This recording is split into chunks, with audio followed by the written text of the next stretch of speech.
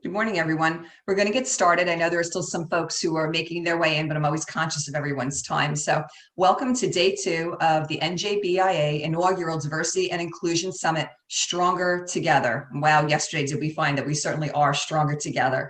My name is Michele Siekerka, and I'm the President and CEO of the New Jersey Business and Industry Association. It's truly my honor to welcome you here this morning for day 2. What did we hear yesterday? Wow, we talked about so much. We talked about shared leadership, culture retreats, the rule of 5, the importance of vocalizing both internally and externally, how we truly define D&I and not what the perceptions of it are. And today we're going to continue that discussion, and hopefully just like yesterday with a lot of transparency and really interactive and engaged dialogue. I welcome you to be a part of that. Throughout the day, please keep your chat function up. Please share your thoughts, ideas. Please share your concerns and your questions. We start off with a keynote, we go to some networking, we have a great panel, and we'll close it out with a call to action later today. So we really have a great day planned for you. In order to have the maximum benefit of the discussion, we always encourage you to change your screen view from gallery to speaker, and if you're not sure how, there'll be some directions in the chat function. But before we continue the program, I need to take the opportunity to thank all of the organizations without which this event could not possibly happen. This event is produced in partnership with the following: New Jersey Manufacturers Insurance Group, Bank of America, Investors Bank, Horizon Blue Cross Blue Shield, RWJ Barnabas, Atlantic Health, Delta Dental, New Jersey's Clean Energy Program, McCarter & English, ExxonMobil, New Jersey Resources, Creative Blueprints for Leaders, Capital Health, Wedgwood Pharmacy. Thank you so much to our partners for your extraordinary support for this work. And this year, I want to remind you that we are also recognizing and honoring 4 outstanding New Jersey businesses that have gone above and beyond when it comes to diversity and inclusion. Please take a moment to watch the video and their acceptance speeches for the 2021 Diversity and Inclusion winners, who are American Water, ExxonMobil, McCarter & English, and Panasonic. And also, I'd be remiss if I didn't thank the fearless leaders of our D&I Council, the chairs, Rena Desai of Panasonic North America, Deborah Kestenbaum of Wedgwood Pharmacy, Siekerka Hopkins of New Jersey Small Business Development Center at Rutgers Business School, and Roderick Bowman of the American Red Cross. Now, it is my pleasure to present our Fireside Chat. This interactive discussion is meant to provide an opportunity for all of you to ask questions in addition to the ones that I will be presenting to our guests. So please place your questions in the chat, and I will do my absolute best throughout the discussion to bring in as many questions as possible. If we miss your question, we'll try to get it answered after the fact. It is my pleasure this morning to introduce Dr. Ebbie Parsons. Ebbie is the founder and managing partner of Yardstick Management. Ebbie's background includes work at numerous Fortune 500 companies, including Intel, Medtronic, and American Express. Thereafter, he shifted his focus to his mission, educational leadership, following his passion for equity in public education, and he served as the COO of the Hartford Public Schools, where he overhauled their funding mechanism and negotiated the state's first pay-for-performance teacher union contract. Imagine that. Stop and think about that for a moment. Those of us who live in New Jersey and know about our home rule, imagine the opportunity to actually create opportunities and goals like that. He also took the district to an all-choice model. His leadership and educational transformation continues through more executive positions that he has held throughout the years, now bringing him to Yardstick, where his vision is to lead in the transformation and continuing impact on the management consulting industry in order to truly move the needle in business and industry. Now, Ebbie, let's give our audience a chance to get to know you a little bit better than my intro. So please take a few minutes to introduce yourself to everyone. Thank you so much, Michele. Good morning, everyone. I am honored by that kind review. I think my career is really stemmed from just my upbringing. I'm a native of New Orleans, but grew up in Detroit. Both my parents were Detroit public schools teachers, and my dad was also a small business owner, and instilled in me a work ethic around anything's possible as long as you work hard for it, dream it, believe it, and then achieve it. It's kind of our family mantra.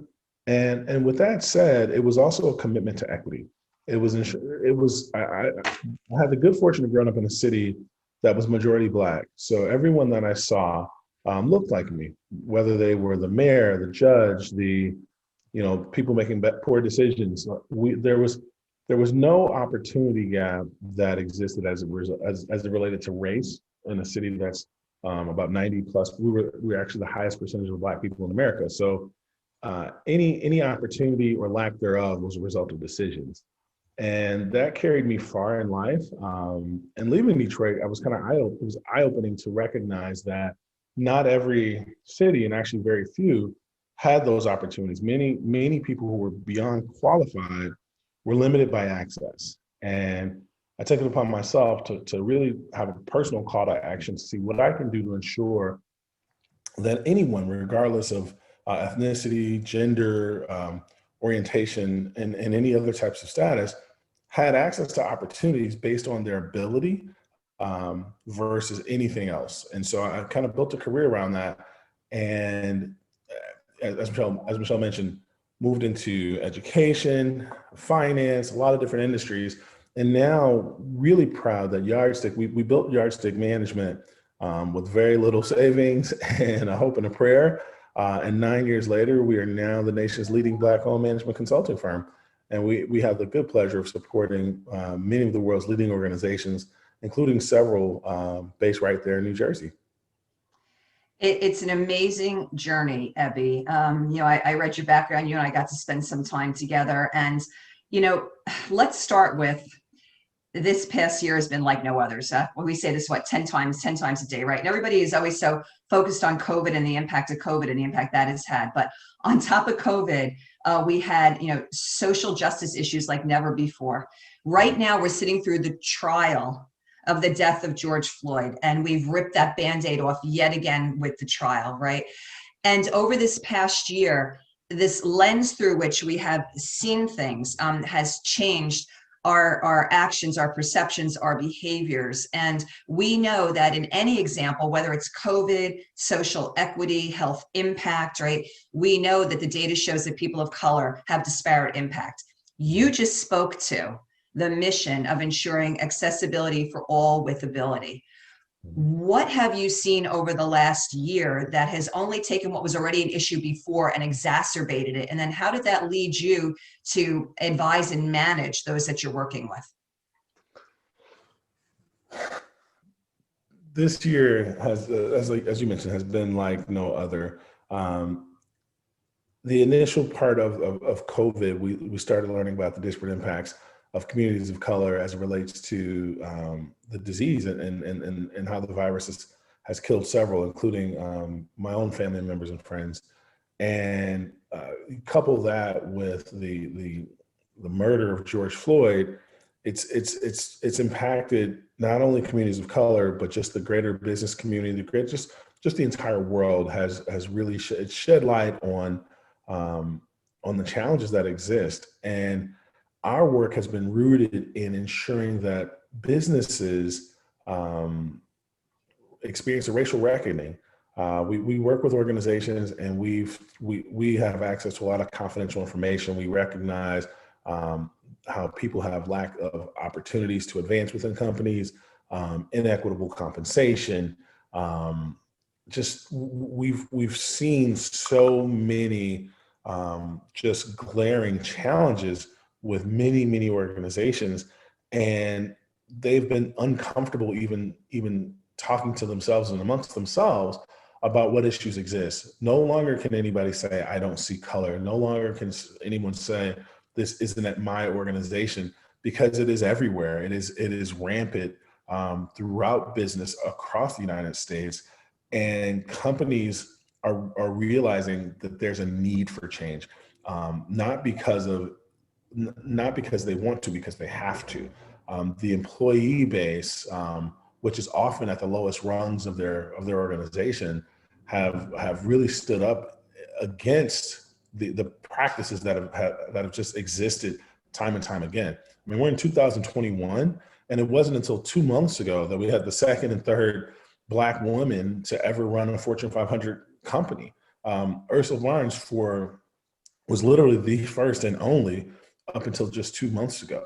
And we've got all of the data. I mean, Korn Ferry even recently published a report around, for instance, the Black P&L leader. And it shows that because of all the gaps that exist, when a Black person has an opportunity to become a P&L leader, they're often the highest performers in the C-suite.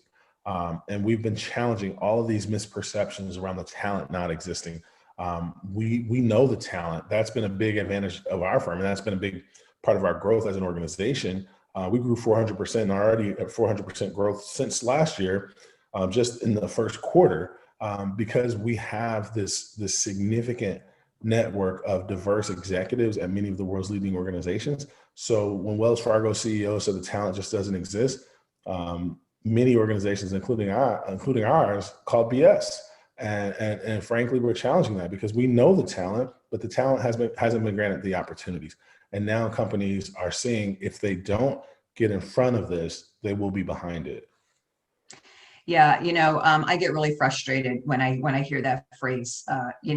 We talked yesterday about the whole concept of I want the best person for the job. I want the person with the skills, right? And that's used as a marker to pretend like, people that don't look like you don't exist with that skill set out there, right? And so, Ebbie, how do we walk us through, right? How do we, number one, we'll come back to building the skills of leadership. We can do that all day long. We know this isn't, you need to have the hardcore leadership skills to get in the game. All right. Let's not ignore that. Okay. But come on, there are tens of thousands of people that have the hardcore leadership skills in every culture, ethnicity, religion, ability, age, etc. Right. How do we create the visibility and how do we get the discussion going in order to advance the visibility? I've got kind of a two-part answer to this. One, I'll talk about the statistics, and then I'm going to give a baseball analogy. We share a lot of data with our clients that's hard. It's a hard pill for them to swallow. As diverse as America is as a country, it is also one of the most homogenous societies that exists in this world. We talk about stratification, and essentially stratification is all about money and power. When you look at the stratification, who's the most powerful people in the United States, that demographic is white males. The bottom of that stratification is actually Black women followed by Latinx women. What you'll find, and this is what the data, there's actually been significant research around this, is the personal networks. 75% of white Americans have 0 non-white friends in their personal network. The remaining 25% have 1 Black, 1 Asian, and 1 Hispanic. Put on top of that, about 80% of jobs are filled within people's personal network, and almost that same percentage of jobs are never even posted.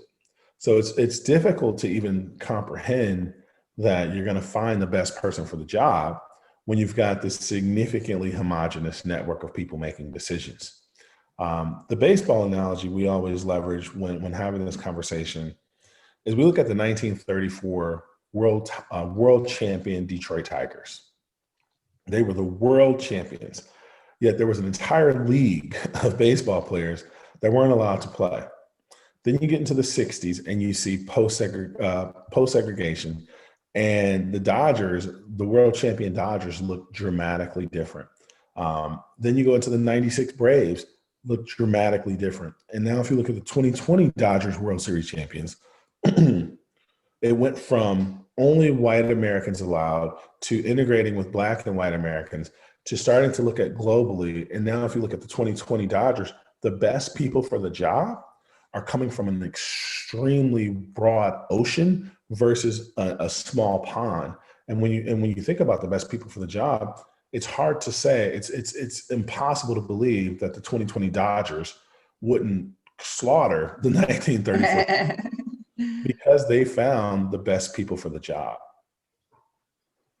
It's, this whole thing of we move in circles of those that look like us. It's just it tends to be our human nature. You said, community you brought up in. I was born and raised in North Bergen. I always love telling the story. North Bergen back when I was a child, coming up in the 70s was, it was then like a white suburban community.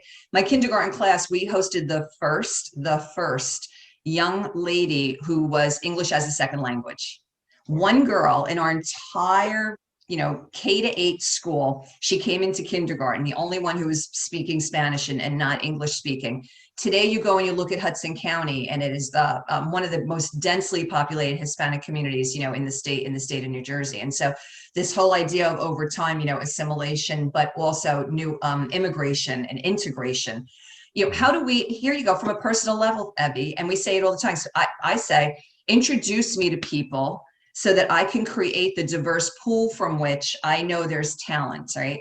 So it's about reaching out. How do we take that step as individuals and be bold and go to someone who doesn't look like us in relationship building and say, I want to become a part of your network. I really want to understand and meet people like you so that I can broaden my own, impressions and knowledge and experiences. It has to be approached from a very humble perspective.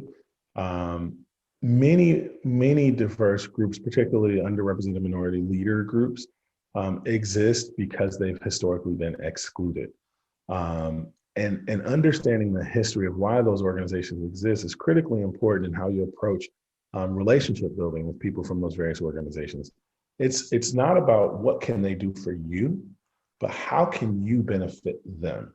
And that's a very important nuance in approaching relationship building, particularly with senior executives from diverse backgrounds, because they've created these groups because they had to. They were built out of necessity.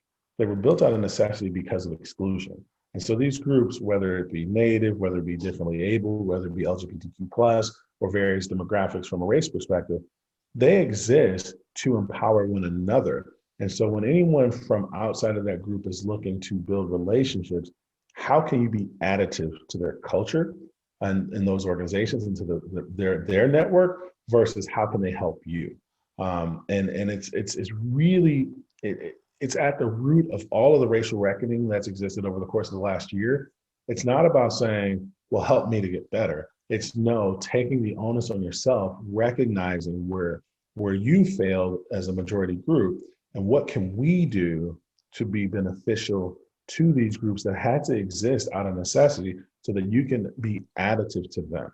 And it has to be with authenticity, humility, and sincerity.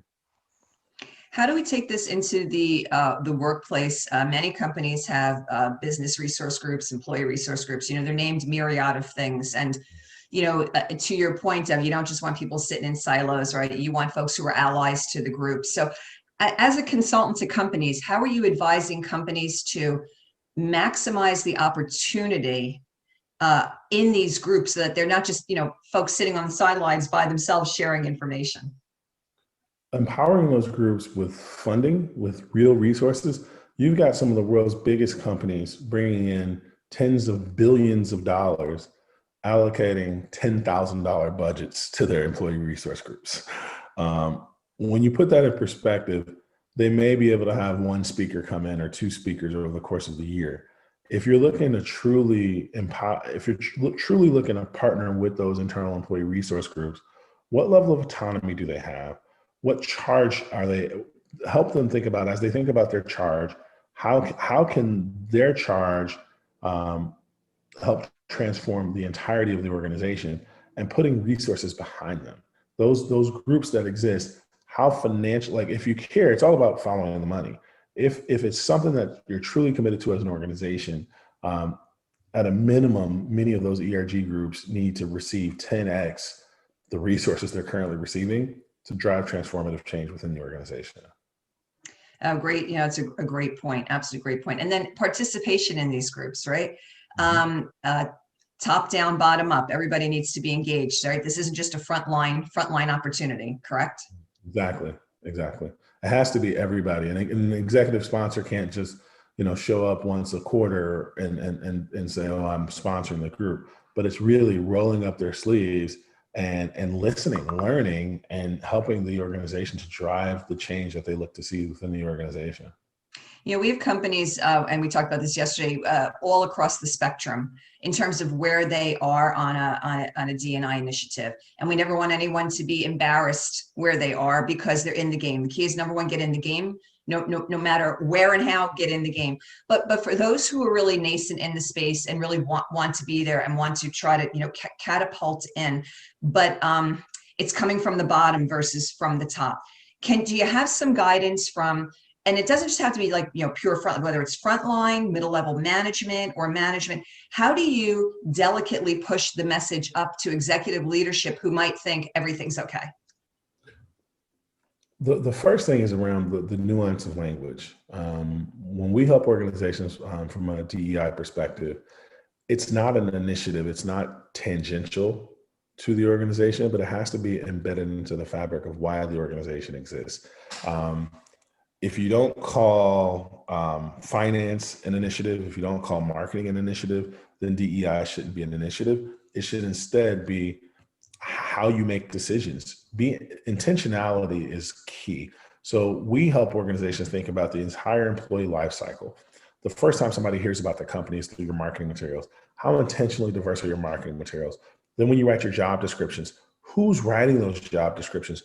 Are you being inclusive or exclusive in that job description? How gendered is the language? When people are applying to roles, how diverse are the people screening the resumes? More often than not, you've got about 20 seconds to make or break your entire career within an organization, because that's how fast recruiters are going through resumes. Are those recruiters trained in understanding all the different diverse perspectives? I had a great example as we work with an organization, actually several, where recruiters would toss out resumes of people who had their college sororities or fraternities on there with this perception that they're not serious people. However, we can name a sorority that has that can account for the first Black woman in the White House as the vice president today. But not having recruiters who understand the varying perspectives of different diverse groups, resumes are getting tossed away. So think about the intentionality. Who's reviewing the resumes? How intentional about having diverse people in the screening process? Does everyone, if I'm wearing a hijab, am I going to see anybody else that looks like me on the interview panel? Am I going to see, if I'm LGBTQ, am I going to see anyone else who has a similar background to myself? We've got to be intentional across the entire employee life cycle. And then when you look at the executive rungs as well as the board, how intentionally diverse are we at the executive and the board level as well? So it requires intentionality, and it requires ensuring that you've got diverse representation at every step along the way of the employee life cycle.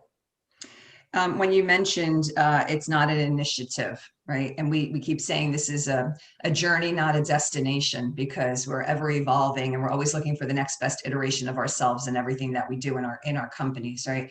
I go now from the front line up to the tone at the top, and culture. So it has to be part of the culture of the organization. How has the corporate culture changed? And again, I'm going to start with pre-2020, because we were already having D&I discussions pre-2020, but man, oh man, 2020 really, shined the light on what a poor job we were doing in those discussions and how we needed to ramp it up, right? So, culture pre-2020, culture in 2020, and how do we embed this? I understand, through all the functions and the life cycle, but in the messaging and the engagement in a company and the role of tone at the top, what does the CEO need to be doing today to be sending the authentic, sincere message, if they are authentic and sincere, to say, we're in this game. I mean, now, I'm taking charge. Enough is enough, as Jamie Dimon said, right? Let's get this train going. There has to be a genuine commitment from the CEO. I'll give you a great example of one of our greatest accomplishments in 2020. We've had the good fortune of working with Netflix for the last year and a half.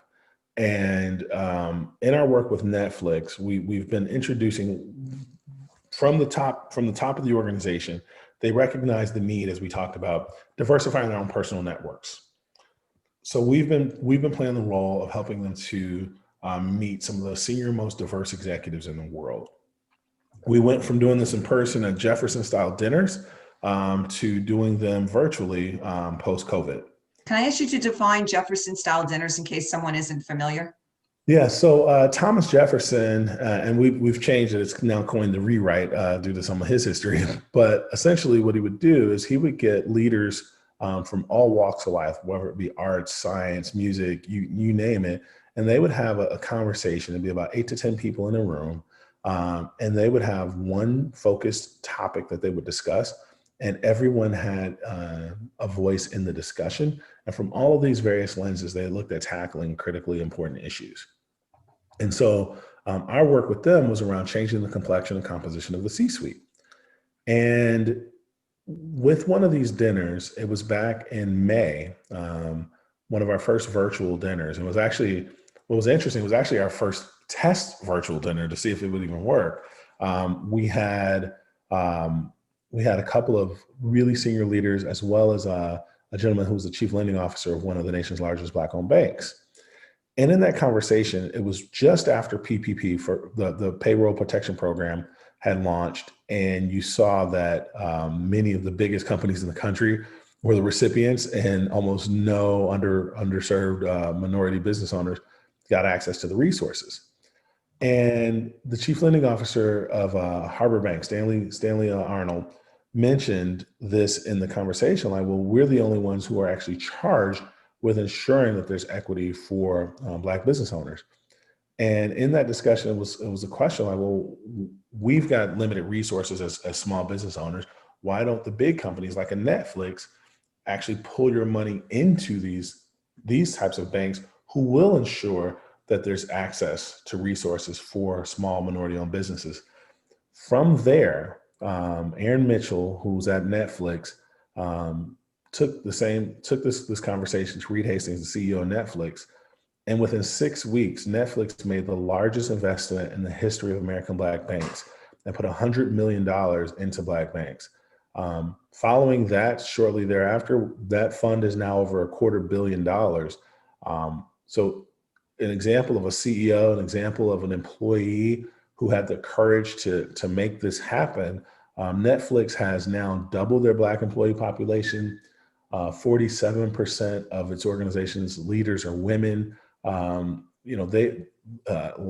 employee base is growing. Like, they are really changing it. LGBTQ, every demographic, they are firmly committed in this work and are now impacting communities, all because the leadership across the board, the CEO, the CFO, the chief talent officer, employee base, even a rung or even 2 rungs below, are now empowered to drive significant change. And they're changing communities, changing businesses, and empowering us all. In that capacity building, oftentimes, small companies might not even have a recruiter. They're going to put their job description out on the web somewhere with not necessarily a pure search firm, but something that is enabled by technology, and resumes will come in, et cetera. And very difficult to create diverse pool from which to go fishing for diversity, right? How do you encourage in the recruiting process and capacity building use of search firms? And if I'm going to go out and use a search firm, am I going to be absolutely looking for a search firm that's going to be representing or reflective of the community that I'm looking to recruit from, versus doing it on my own if I don't have access to those other communities? So this is actually a great question. There's 5 well-known, well-regarded executive search firms. There's Spencer Stewart, Heidrick & Struggles, Korn Ferry, Egon Zehnder, Russell Reynolds. We talked about the stratification of power. Across those 5 organizations, there's 6 Black women senior partners. One happens to be my wife. We talked about, if you're going to be approaching this with intentionality, we tell our clients, if you truly, from an executive search perspective, we make 2 recommendations. Either hire an underrepresented minority-owned search firm, or only allow for the partner that you hire to only work with a Black or Latinx woman partner who heads up that account. And if the firm doesn't have a Black or Latinx woman partner, then you shouldn't even be working with that firm to begin with. Like, if they can't get you a Black or Latinx woman partner, then why are you partnering with them? Especially if diversity matters to you. So we kind of have those two there. But then if you're not going executive search and you want to go on just posting on sites, we've been fortunate where LinkedIn and Facebook are both clients of ours. So we've got the world's largest social network and the world's largest business professional network, who've both hired us to diversify their networks. When you put that into perspective, you've got to think that there's limited access. So the way the algorithms work in LinkedIn, for instance, you are more than likely, who I look for may be more than 3 degrees separated from who may look for on a LinkedIn search. So think about other sites that are very intentionally looking for diverse talent. Like there's an example of one called Jobwell. Is your job posted on Jobwell? Is your job posted on sites? When you think about Prospanica, all of these different organizations, GLAD, that are intentionally overwhelm the funnel by looking exactly where the talent exists. So only target LGBTQ organizations, only target Native organizations, only target Hispanic or Black organizations. If you approach it with that level of intentionality, then you overwhelm the funnel with diverse talent. Staying on talent, because I want to come back to vendor and supplier and have that whole discussion about what your vendors and suppliers look like. And kudos to your wife, by the way, fantastic. But I want to stay on the recruiting for 1 minute, because we recruit talent from higher ed as well. And oftentimes we go to our alumni network. And again, those of us now, I'm, undergrad Rutgers. Rutgers is one of the most diverse, universities, definitely in the state of New Jersey, if not in the country, right? So if I go recruit from Rutgers, chances are I'm going to get a very diverse pool. However, many folks might be coming from more Ivy League where there isn't as much diversity. How do we encourage our companies in this cycle to say, don't just go back to your own alumni? We know you have loyalty to them, or now, are you going to be a force of change to your alumni and say, I'm coming in to recruit, but only if, when I come to recruit, I'm seeing diversity in the students that you're sending through the recruitment I often tell people, so my background, I got an engineering degree from Florida A&M University, the largest HBCU in the country. I have an MBA from University of Minnesota, and I've got a doctorate from UPenn. I've got an Ivy League degree, a Big Ten degree, and an HBCU degree. I'm no smarter with my Ivy League doctorate than I am with my HBCU engineering degree. With that being said, if you're going to go to the Ivy Leagues and go and try to recruit diverse talent, each Ivy League has diverse membership organizations. If you're going to go to Penn, you can go look for the Black Student Union, the Latinx Student Union. You can be very intentional at Penn, at Harvard, at any other Ivy League institution or other prominent institutions, but you can be really intentional even if you're looking specifically for Ivy League talent in their diverse membership groups. However, I can tell you the top feeder programs for underrepresented minority talent to many of those Ivy League institutions are from HBCUs and Hispanic serving institutions. So if you look at the top feeder schools for Black students at Harvard, at Stanford, or the same for Hispanic students, they're coming from those high minority enrolled institutions to begin with. So I don't know why you wouldn't also think about where are the kids coming from before they became graduate students at those Ivy League institutions. Awesome. That's a great point. We have folks asking for those websites. I'm not going to ask you to talk and type right now in the chat, but perhaps at the end, I know you're going to try and stay with us for a bit. Maybe we wrap up the session in the chat. You can drop those websites that you just talked about, or you can send them to us and we'll do it in a follow-up to everyone. But folks are clamoring to get those websites that you mentioned. So thanks. This is extraordinary nuts and bolts, Ebbie. I mean, this is really good stuff. And maybe they can find it on your website. Do you have these types of resources on your website, perhaps? We don't have them all on our website. I'll put one in right here, but sorry, that should have been .com, not .clm. But there's a list of diverse membership organizations. We can talk through them. There's hundreds of them, right? So you can look for differently abled people. You can look for LGBTQ. You can look for historically disadvantaged minority groups. You can look at sororities and fraternities, the Divine Nine. That's the 9 historically Black sororities and fraternities. So there's a lot of organizations that exist, and all of them have phenomenal members that are actively looking for career opportunities. No, this is awesome. We do have a direct question from Rena, one of the chairs of our council. Can you provide insights on what non-executive level individuals can do to make a change in talent pools? How can these individuals influence the organization? It may sometimes start from bottom up versus top down. Well, we've seen that in 2020 for sure. I mean, it's pretty much all come from the bottom up. That is where the ERGs bringing in significant power. The ERGs can truly wield their power if they have a collective agreed upon charge.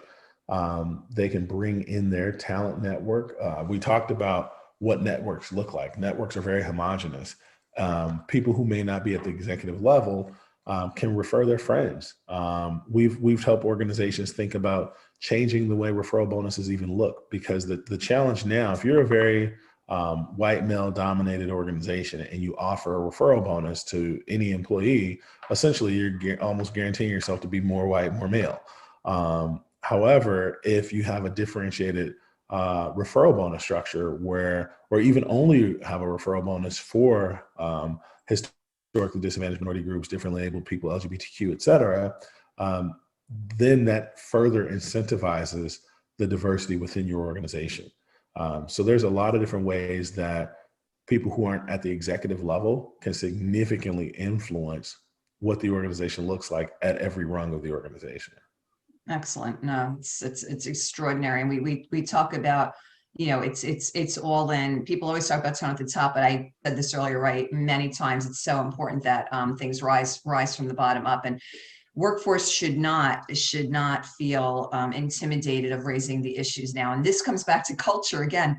If an executive creates the culture of an open door policy, right, but they have to own it then. And I know people still fear a bit. So before we leave this one topic, I just want to know if there's any other tips for those at the front line. You may even have a culture, you're not sure that your input is going to be welcome, but you feel very strongly that you want to send this message of how can I, at my level, be part of a solution of helping to further diversify our own company for the good of our stakeholders, clients, other workforce, future generation, et cetera. There's power in the collective. So if your individual voice, if you may feel like your individual voice may not be heard, leverage the collective, because organizations can't ignore the voice of many. And it takes courage. It takes courage from all facets, whether you're thinking about as an employee group or even being intentional about suppliers. When companies, we've been very fortunate over the last year to kind of change the narrative, but for the first 8 years of our existence, companies would think of us as a risk. We'll hire Yardstick, but for the exact same services, you'll pay Bain, McKinsey, BCG, Deloitte, 10x what you'll offer us because we'd be the risky firm. However, our team has the same pedigree, the same skill set, same background. Many of them would even come from those same companies. And if you understand, particularly as you think about even diverse suppliers, recognize that historically disadvantaged minority groups have an access gap. They are less likely to have capital to float a net 90, net 120 invoice. Pay them on time. Like, that's the simplest thing you can do. When the government first mentioned what they were trying to do to protect the country when the pandemic happened, the very first thing they said they were going to do was pay their suppliers immediately. Businesses could also follow suit. Often, if you want to grant an opportunity to a small business, if that small business has to ramp up staffing to be able to deliver the services, they can't afford to float 20 new employees for 120 days. And it's this horrible cycle. They have to then go and sell their receivables. So whatever you're paying them, they got to sell their receivables for about 5-10%, whatever, price gouging is there. Then they have to think about how they pay these people on a reduced compensation, and you're already looking at them as risky. So you're already going to pay them a fraction of what you would pay their larger competitor. So if we kept it simple, you'll pay one of the large companies $1 million, well, you'll pay the minority-owned vendor $100K for the exact same service. Then that minority-owned vendor can only get $90K because they got to sell their receivables, and then they got to figure out how to afford people on that $90K because they got to float them for 3 months, and their margins are up $2K, just so they can have, your big company name on the website. And companies need to take consideration of where they play a role in the further advancement of racist policies. I mean, how can you ensure that everybody has equitable access to opportunity and that you're paying them adequately and on time? We, with my great friend, John Harmon, who runs the African American Chamber of Commerce, we have an initiative with our CEOs, the CEO Challenge, that we're just starting to build. And part of this is the vendor supplier pipeline. Ebbie, you just brought up some really key things that I truly think are so under the radar, people don't think about it, right? A company can stand up and say, well, what do you mean? 20% of my vendors are, vendors of color. They're women-owned business, and they check the box. You just shined a light on the next layer below vendor-provider relationship to ensure that those vendors are being treated fairly. And this is no different than equal pay in the workplace, right? So what do we, so how do we, so now here we go, the responsible company. I advocate for business. I'm extremely proud of the business community NJBIA advocates for. Great businesses make great communities. We're going to talk about impacts on community in just a few minutes, right? And I'm gonna, I'm gonna lay my money down on my CEOs are doing the right thing. If I have CEOs though that aren't, they're just not thinking about this, right? Because it's so under the radar. How are we going to be an effective change in issues like that to raise the, hey, by the way, look at your vendor payables, look at your contracts. Are your contracts consistent among your white vendors to your vendors of color? Are you treating everyone equal, right? These are metrics we should be looking at. Yes. Not only that, like think about how many of them are subcontractors. It's almost always the minority-owned vendor has to be the sub. Somebody else is the prime. The minority-owned vendor is going to get the 20% at a discount to the company. And then the big companies are essentially taking these minority-owned vendors and having the minority-owned vendors who don't have the resources essentially act as a bank. Like they're basically borrowing for 120 days. These multi-billion-dollar companies are borrowing from the $1 million, small minority-owned companies who don't have the resources to loan to the biggest companies in the world. So the CEOs really need to work with their supplier diversity teams and understand the challenges. Just like you've got to understand the employee issues that exist from the various demographics, from the women's movement to every other demographic, employers started listening. Women left the workforce in droves in the last year. Over 2 million women are now at home and not working. Like women suffered more than anybody else in the pandemic, regardless of race and ethnicity. And when employers are intentional about understanding the challenges that exist, the CEO needs to take accountability. They need to put it into their performance. One of my good friends was the chief diversity officer of Starbucks. One of the most, and I'm not going to say she was the first, but definitely one of the most influential and tying executive compensation to diversity performance metrics. When you put it in their pockets and you hold them accountable, that's when change happens. And that diversity in supply chain. So in some instances, and we talked earlier about how if you really look for it, there's talent everywhere, but there will be times if you're in a particular state, a particular region, particular locale, where there's a very highly specialized type of provider or contractor vendor that you need, that you're not gonna be able to find the diversity, right? The key there, looking at who they subcontract with, looking at who their workforce is, looking beyond who the vendor themselves is. Some tips when you're in that type of a situation. My perspective is the vendors do exist. They may be smaller, but if I were a senior executive at a firm and I was told that my bonus would be 50% if I hired a minority-owned vendor to provide whatever this specialized service is, and 10% if I don't. They're going to find the vendor that does it. I mean, there's minority-owned vendors, there's women-owned vendors that provide extremely specialized services, regardless of what that service is, whether it be mobile phone operators, whether it be elevator, I mean, you name it. There are diverse suppliers that provide that service. It just may be fewer of them. So it's not that you can't find them. Now you have to go and find them. And it may even require an investment in those firms. It may require that you provide them with the resources to grow.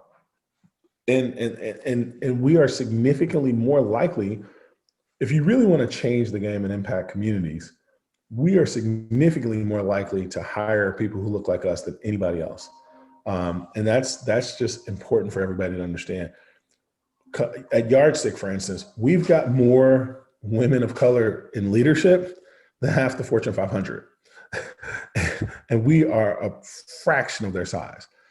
So it's the talent exists, and if I can find the talent, I don't understand how Yardstick can find the talent at a 25-person organization, and some of these 40,000 employee organizations can't.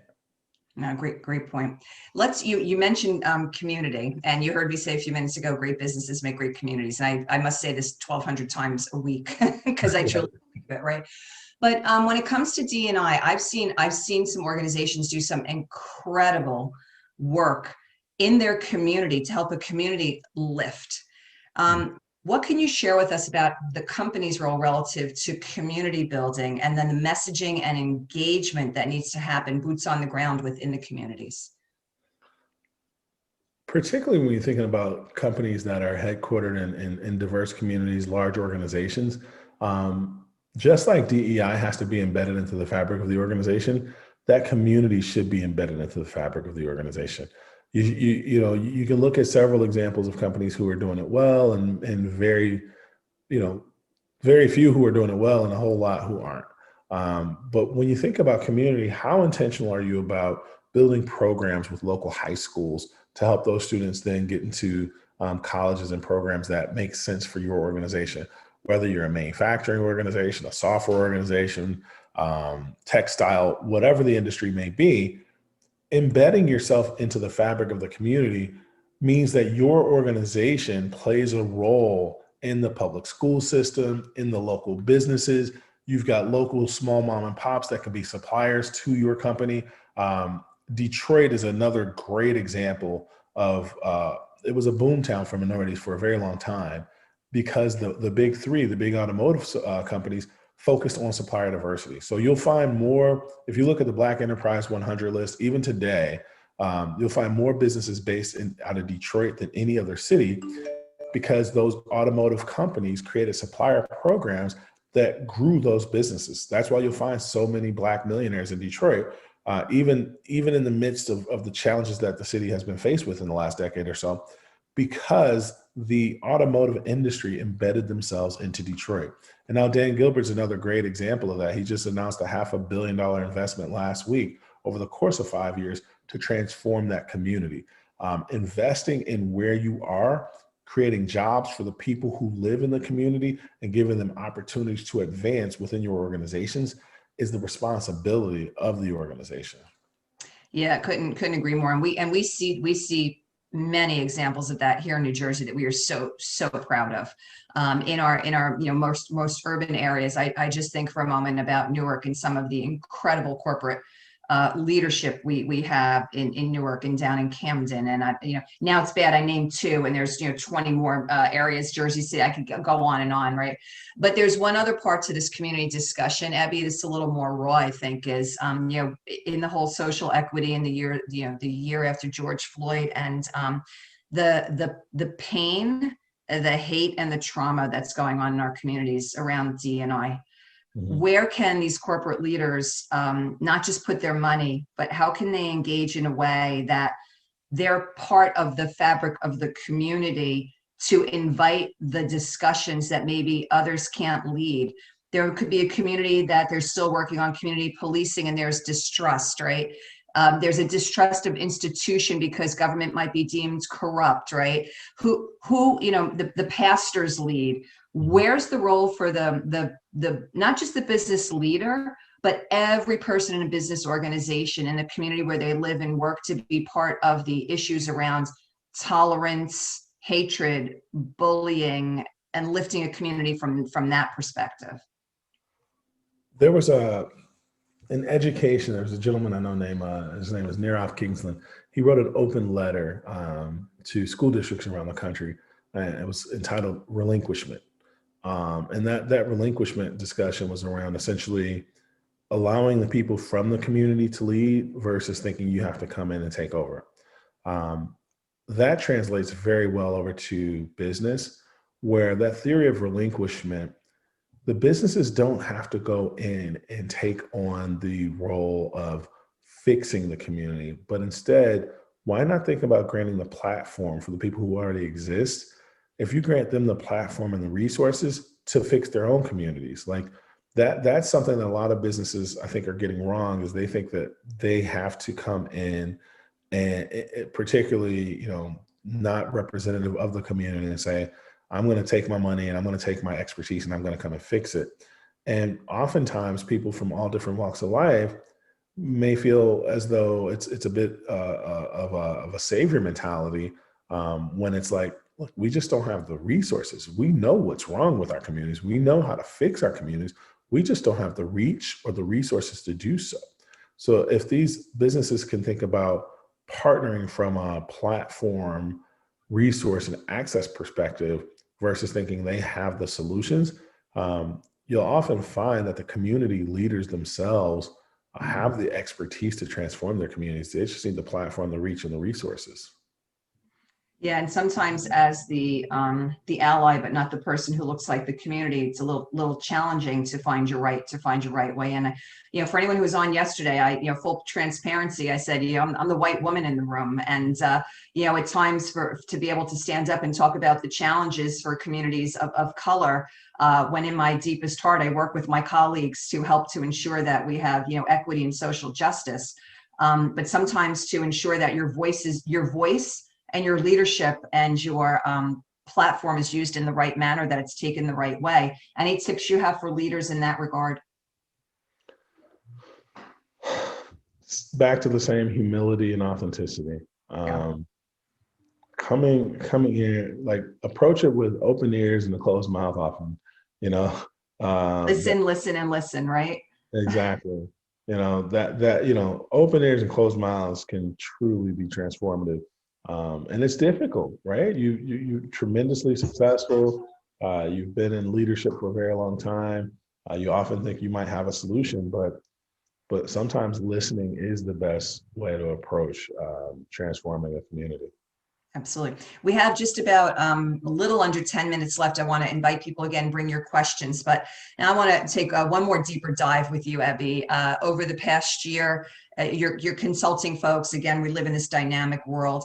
Was there a point in time that you had either the need to bite your tongue so hard because of something that either wasn't penetrating or getting through, right? And what did you do to combat that? And then the other side, where was the most inspirational aha moment that you had in working with either an individual, a company, or a community for transformation in what has been an extremely challenging year? Those are both big questions. I told you no softballs today. I appreciate that. I'll be really frank with you.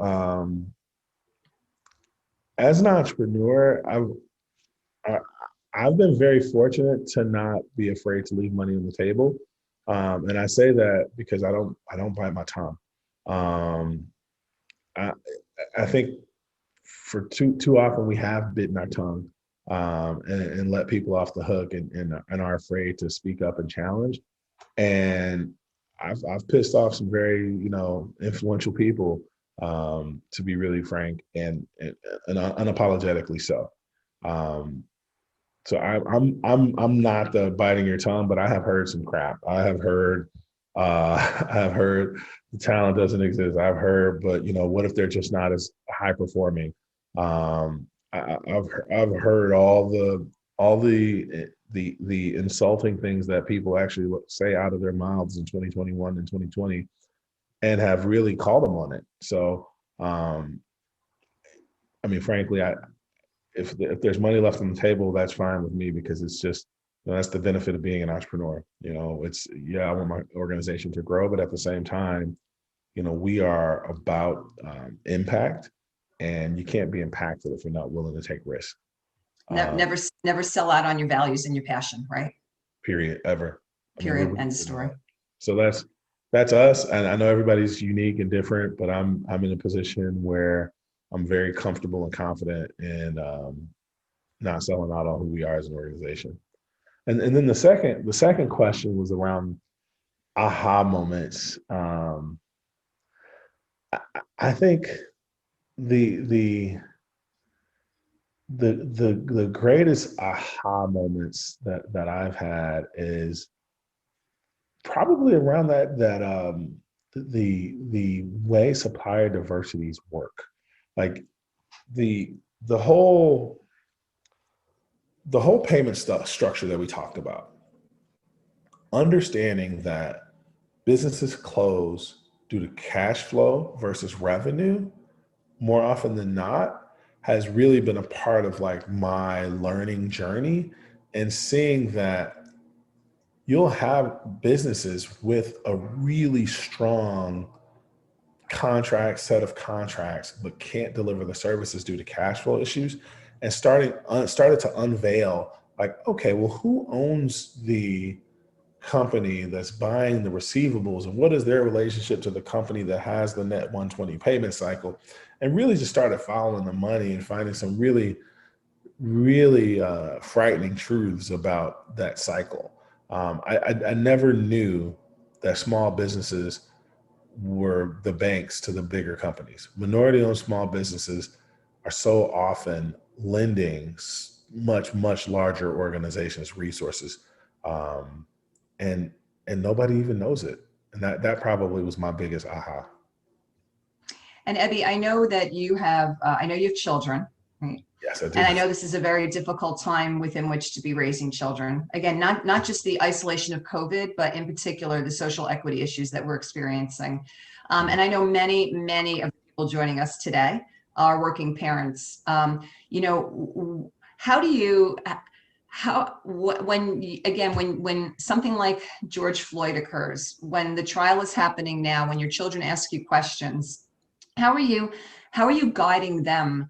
How are you giving them inspiration in what some could really see right now as a very, very dark time? We focus so much on positive affirmation. I've got a 9-year-old Black girl and a 2-year-old Black girl. And we are intentional about the dolls that they play with, the cartoons that they watch, the language that they use. It's all about, look at your beautiful brown skin. Look at that Black girl magic. I mean, it's just so critically important that we, even with my 2-year-old, our ABCs are positive affirmations. I am amazing. I am beautiful. I am charismatic. Just focusing on, continuous positive affirmation in the midst of this ugly world that we live in has just been key to how my wife and I have chosen to raise our daughters. Yeah, you have an extraordinary career. You're an extraordinary person. It's really been a privilege to spend time with you this morning. I really can't even overemphasize that. I feel so fulfilled from our discussion. I've taken 3 pages of notes. At BIA, we're very action oriented, and we don't just talk to talk, we talk to walk. And so I appreciate your time. Anything you want to share with us in closing before we say thank you? Well, first, I'm extremely grateful. You're extraordinary as well as the work that you do. I would say in closing is, my guidance and advice would just be to be intentional, get comfortable in the uncomfortable, be intentional, and do the work. Thanks, Ebbie. Thanks so much for spending time with us. I understand you want to try to hang out for networking. So if you pop up in some of the networking rooms, I'm sure folks would be thrilled to spend some time with you. And we know you might have to cut out at some point. So again, I want to thank you for the extraordinary opportunity to spend this hour with you. Thank you for sharing what has been a really impactful and powerful discussion this morning. Thank you. I appreciate the time.